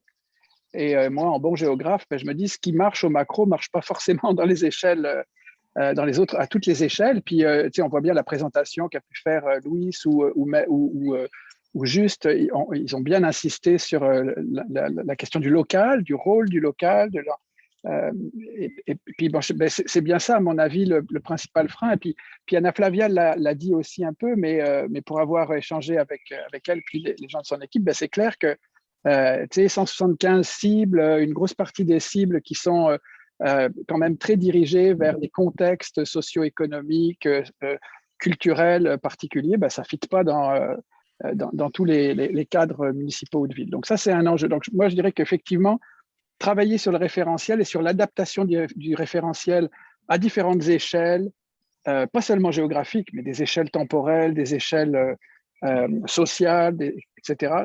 C'est un enjeu majeur. Et puis ensuite, de pouvoir se servir de ce référentiel pour agréger, désagréger et partager. Et ça me semble être un élément majeur, oui. Donc, à la fois un cadre commun partagé qui peut amener une compréhension commune, finalement, de ce qu'est ou peut être le développement durable, mais à la fois un besoin d'adaptation dans chacun des contextes. Merci, Stéphane. Juste. Oui, en fait,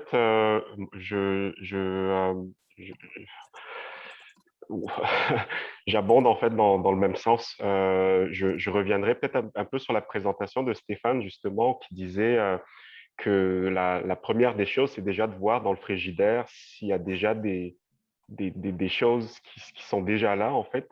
Et c'est souvent le cas, en fait, justement, quand tu parlais tantôt des petites municipalités, c'est pas toujours tagué développement durable.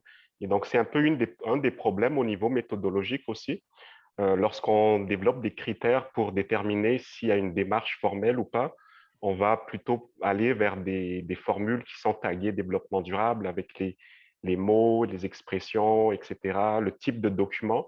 Alors que dans certaines municipalités, en fait, il y a déjà des choses qui sont en place, qui sont pas les mêmes légumes, qui sont pas les mêmes fruits, mais qui font un peu les mêmes choses. Donc, il y a peut-être aussi, je crois, un travail à faire pour les petites municipalités d'avoir des bons exemples aussi, qui ne sont pas toujours des grandes villes ou des villes de très grande taille, mais d'avoir des exemples, des cas de plus petites municipalités qui sont à peu près comparables, qui font déjà des trucs justement super intéressants, qui va justement encourager aussi les municipalités à embarquer en disant, finalement, je peux faire des trucs aussi, puis je fais déjà des trucs finalement en développement durable. Donc, peut-être il y a aussi ce travail à faire là de promouvoir des actions qui ne sont pas toujours taguées développement durable et qui sont de plus petite échelle et qui font quand même aussi la job dans certains cas. Là.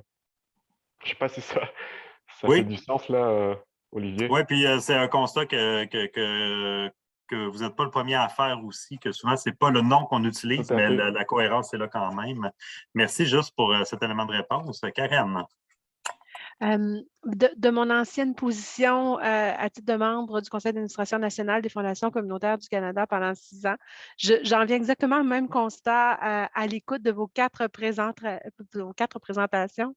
C'est le fait qu'il y ait une transversalité incontournable dans l'approche pour aborder les ODD. Donc, je vois ça vraiment comme une opportunité. Mais en même temps, comment on fait ça?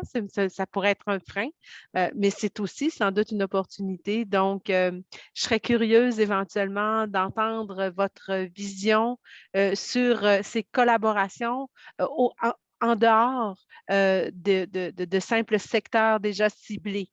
Par exemple, bien sûr, le milieu municipal, bien sûr, le milieu universitaire, mais encore, et on entendait ça dans toutes vos conversations. Donc, je trouve ça vraiment intéressant de faire le même parallèle.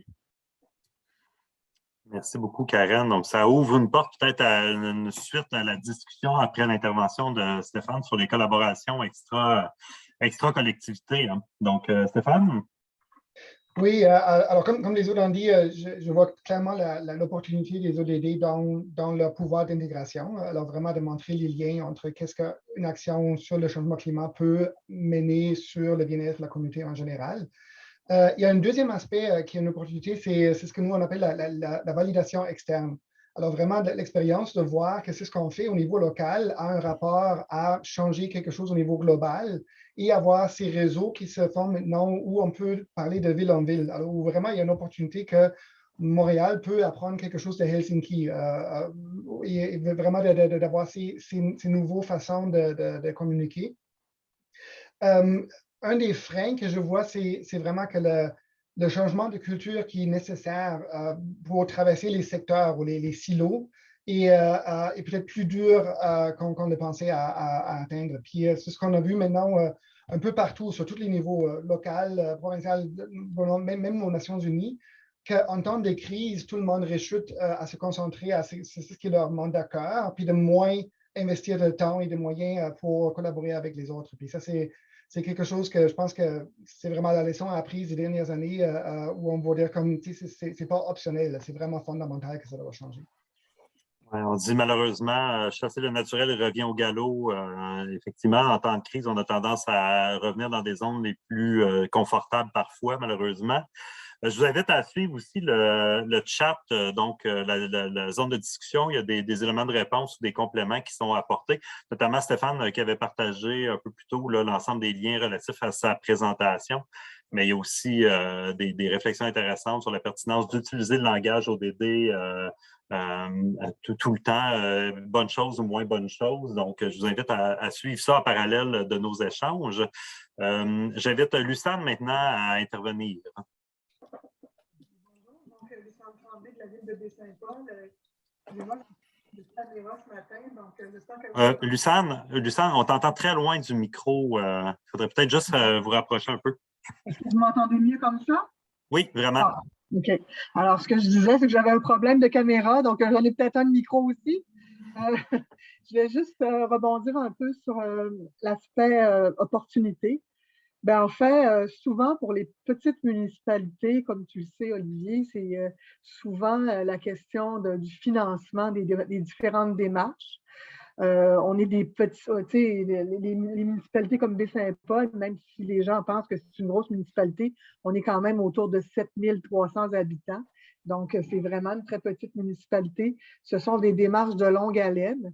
Donc, en tant qu'opportunité, on a eu la chance d'avoir un projet avec l'Université Laval cette année qui nous permet, on arrivait au terme de notre troisième plan d'action de développement durable.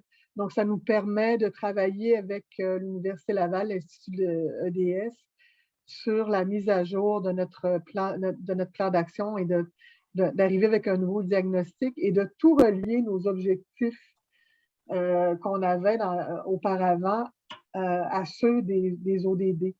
Donc, c'est quand même une opportunité importante pour nous.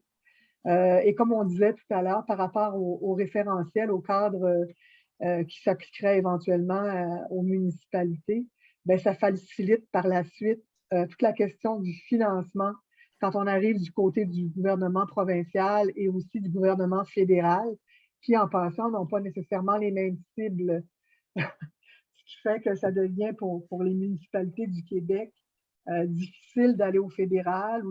Il faut toujours réévaluer et, comment je pourrais dire, ajuster nos cibles en fonction du provincial ou du fédéral lorsqu'on fait des demandes de subventions. Donc, éventuellement, ce sont les opportunités qu'on voit, que moi, je vois spontanément. Par contre, du côté communication, la population à Baie-Saint-Paul est souvent consultée. Elle nous suit depuis 2006 en développement durable avec un agenda 21. Là, maintenant, on arrive avec des ODD. Donc, c'est réexpliquer toute la démarche de façon simple pour que ça soit facile à comprendre. Puis, d'indiquer qu'on ne réinvente pas la roue, mais on s'ajuste aux tendances, entre guillemets. Voilà. Très intéressant, Lucane. Merci pour les commentaires. Donc, opportunité au niveau du financement, c'est très intéressant parce que c'est vraiment un enjeu qui a été soulevé, notamment pour la cohérence avec des programmes fédéraux et défis de communication. Effectivement, les ODD sont encore une bébête étrange pour plusieurs personnes. Donc, merci du commentaire. Je passerai la parole maintenant à Jean. Je vous appelle tous par vos petits noms. Hein? Je me sens en famille aujourd'hui. C'est bien correct. Alors, bonjour tout le monde. Merci pour ces belles présentations ce matin. Fichument intéressant. Alors, écoute, pour ce qui est des choses, je vais simplement mettre une image sur certaines choses. Par exemple, quand on arrive dans la municipalité, ils en font déjà du DD, comme on disait tantôt, ils ne savent pas mettre le mot dessus. J'appelle ça, puis je ne suis pas le premier à dire ça, une professeure de l'UQAM l'avait fait avant moi, c'est un effet Jourdain. C'est-à-dire qu'ils font du développement durable sans même le savoir. Et dans le fond, c'est un peu comique parfois de voir l'effet. Puis là, ils se rendent compte, Saint-Citron, on fait du développement durable, bien sûr, bien sûr. On fait des ODD, bien sûr, bien sûr, bien sûr.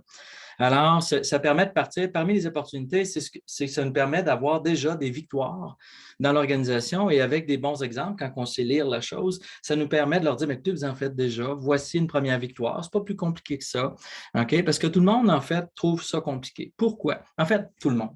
L'image que ça projette au départ, c'est le fait que c'est compliqué. Pourquoi? Parce que c'est macro. Comme disait tout à l'heure Stéphane Roche, il a tout à fait raison.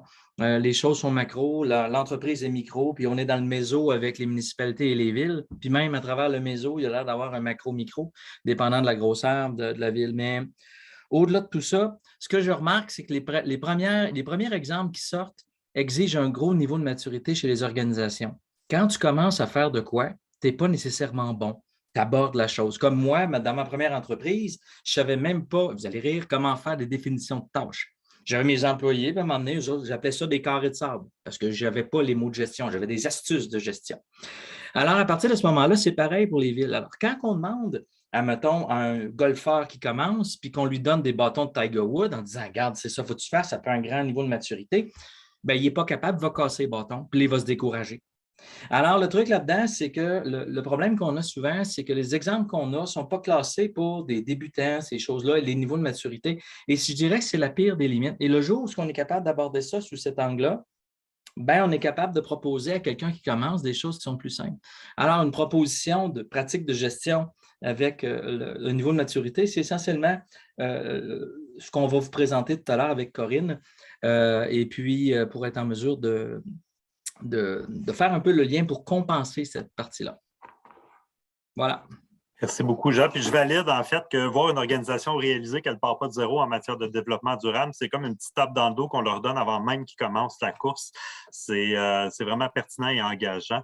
Donc, merci de partager cette réflexion. Je passerai maintenant la parole à André.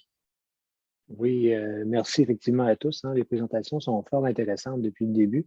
Et puis, concernant cette question d'Olivier, frein et opportunité, je nous rappelle qu'on est dans une conférence de l'ACFAS pour l'avancement du savoir. Et donc, je pense que les universités ont un rôle vraiment primordial dans cette appropriation des ODD parce que contrairement à toute la gouvernance, qu'elle soit municipale, provinciale ou même fédérale, ça passe, alors que nous, on reste. Les universités, donc, sont très résilientes à ce niveau-là, sont très pérennes. Donc, je pense qu'en termes de transfert de connaissances, de vulgarisation des connaissances, Dieu sait qu'on en a besoin, la pandémie l'a bien démontré à différents niveaux. Les universités sont là pour ça. Donc, j'aimerais nous dire, parce que j'ai vu dans la discussion, est-ce que c'est comme l'espéranto et puis que ça va passer? Alors, il faudrait qu'on s'assure, comme universitaires et chercheurs, qu'on soit les plus grands champions de la défense des ODD. Et je pense que les commentaires qu'on a eus de différents partenaires sont à cet effet fort pertinents. Et je nous invite à redoubler d'efforts en recherche, entre autres, et en vulgarisation, en communication. Merci. Merci beaucoup, André. Effectivement, on espère être là pour rester, en tout cas. Je passerai maintenant la parole à, j'ignore votre nom et prénom, Echampio. Echampio, oui, excusez-moi, j'ai essayé de changer mon titre, là, mon nom, mais je n'ai pas réussi. Mon nom est Emmanuel Champion. Alors, je vous remercie de m'accorder la parole. Et moi, je ne suis pas une spécialiste du tout là, du milieu municipal, etc. Je suis plutôt je m'intéresse plutôt aux pratiques des entreprises, en responsabilité sociale des entreprises. Et les ODD, je voulais savoir, j'aimerais savoir est-ce que pour le milieu municipal, les ODD, ça représente un moment de rupture?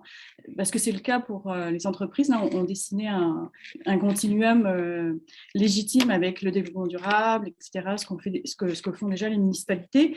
Mais en ce qui concerne les entreprises, c'est plutôt un appel à repenser leur mission sociétale et à déployer des stratégies d'impact pour améliorer le bien-être de la communauté, des parties prenantes.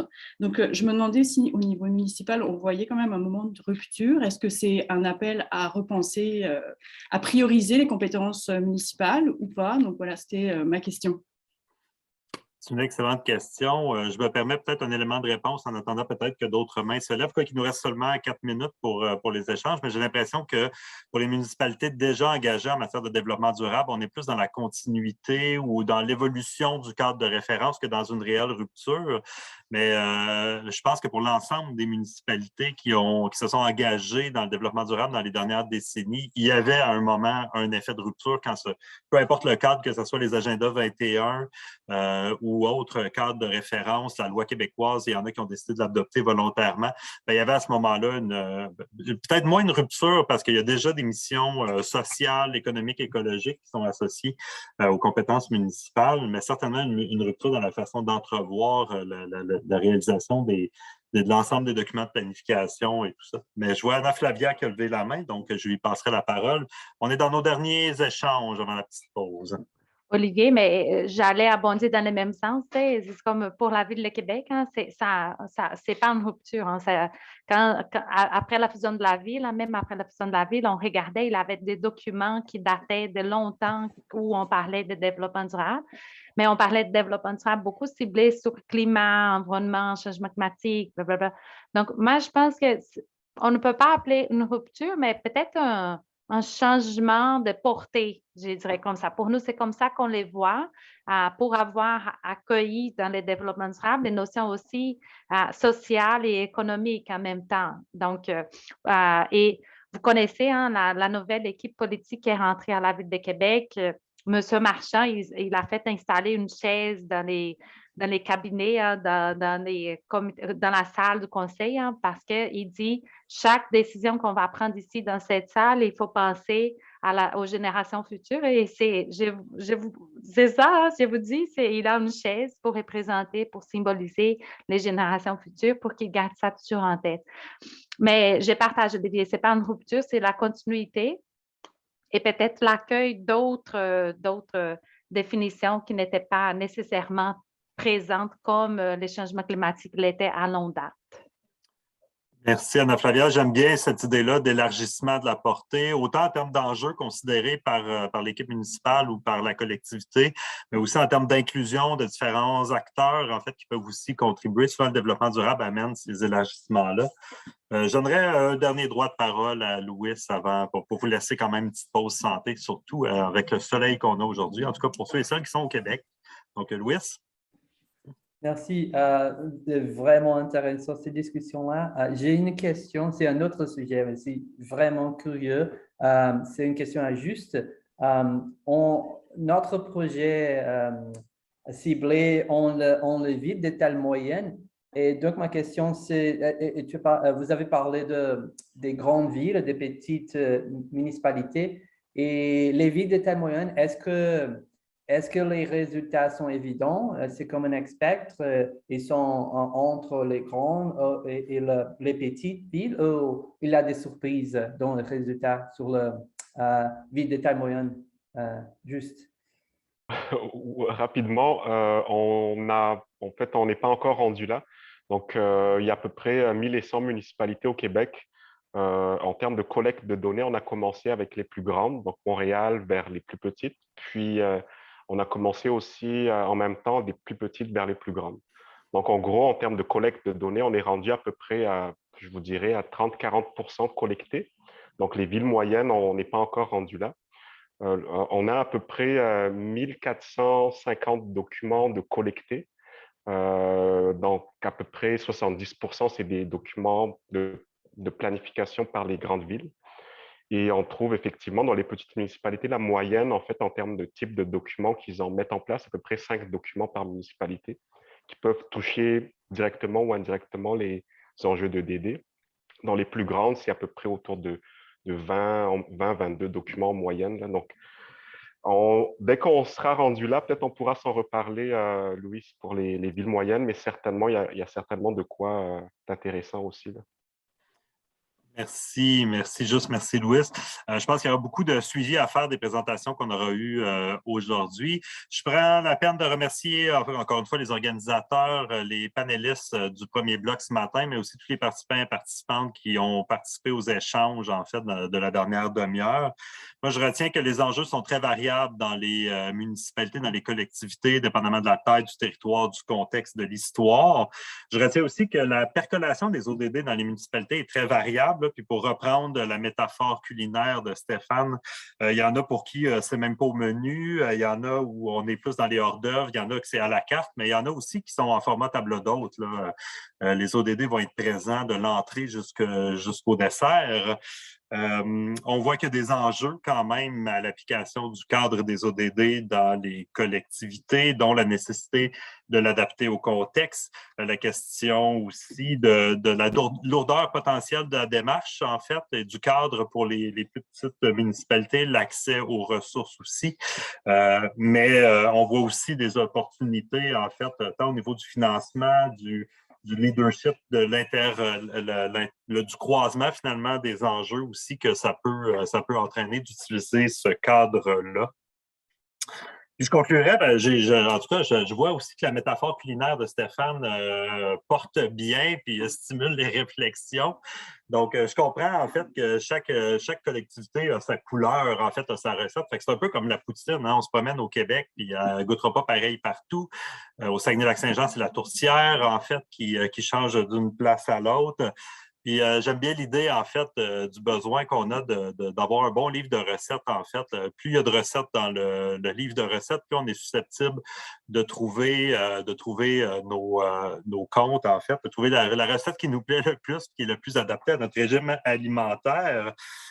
Puis peut-être que cette volonté-là de partager nos recettes va encore plus stimuler les réflexions cet après-midi puis demain après-midi sur la pertinence d'un réseau plus structuré de collaboration entre les universités, les collectivités. On le voit dans le chat qu'il y a un intérêt pour ces maillages-là, mais aussi entre les réseaux déjà existants. On a vu en fait dans les présentations ce matin qu'il existe déjà des réseaux d'échange, mais qui ne rejoignent pas les mêmes acteurs, qui n'ont pas tout à fait les mêmes cadres. Donc, il y aura une pertinence certaine en fait à croiser ces réseaux-là et à trouver une façon de collaborer de façon encore plus efficace et de façon plus large encore. Donc, merci à tous et à toutes. On a débordé un petit peu. Il vous reste une douzaine de minutes de pause. Je vous invite à revenir à 45 pour ne pas amputer le dernier bloc de l'avant-midi. Donc, merci à tous et à toutes et au plaisir de vous retrouver dans une douzaine de minutes.